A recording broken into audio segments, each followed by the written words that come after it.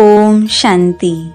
मम्मा में असीम पवित्रता की शक्ति थी।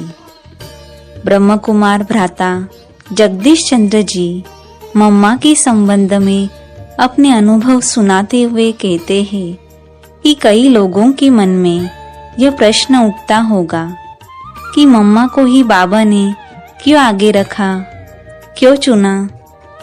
एक बात तो निश्चय की थी और दूसरी थी पवित्रता की। पवित्रता नाम सिर्फ ब्रह्मचर्य का नहीं है। पवित्रता अर्थात मन, वचन, कर्म की पवित्रता। विकारों को परास्त करना, उन पर विजय प्राप्त करना, यह पवित्रता है। जो निषेधात्मक या बुरे संकल्प है वह भी ना आए। अरे, मम्मा का मन इतना निर्मल था, इतना शुद्ध था कि जो कोई उनके सामने गया वह नतमस्तक हो गया। शिव बाबा शिक्षा दाता है, सतगुरु है, तो उनसे जो शिक्षा मिली मम्मा ने उसको जीवन में धारण किया। मम्मा का जो शरीर था या प्रकृति थी या उनका जो चेहरा था वह बहुत सेवा करता था। मम्मा की पवित्रता के प्रकंपन बड़े शक्तिशाली थे, जो मनसा सेवा करते थे। हम भी अपने में वैसी अवस्था लाए, यह मैं कहना चाह रहा था, और यही मम्मा की आश थी हम सब बच्चों के प्रति। ब्रह्म कुमार भ्राता अमीर चंद जी मम्मा के साथ का अनुभव सुनाते हुए कहते हैं कि मैंने मम्मा को देखा। उस समय मम्मा के नयन, चेहरा रूहानी शक्ति से चमक रहे थे। जब उनकी दृष्टि मेरे ऊपर पड़ी तो मुझे सहज अशरीरीपन की अनुभूति होने लगी।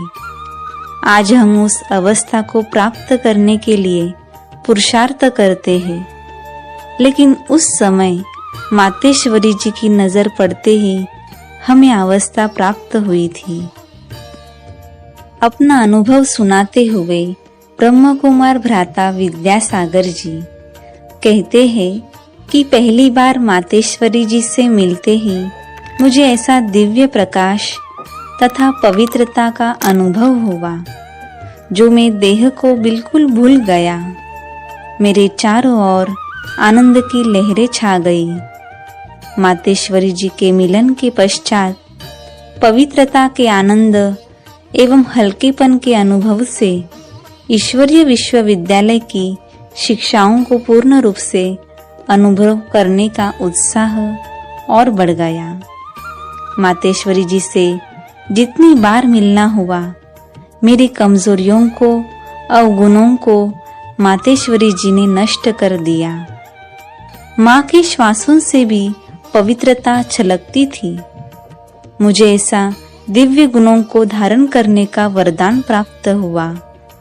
मातेश्वरी जी की पवित्र मुस्कान, रूहानी दृष्टि एवं बोल सदा ही वरदानी थे।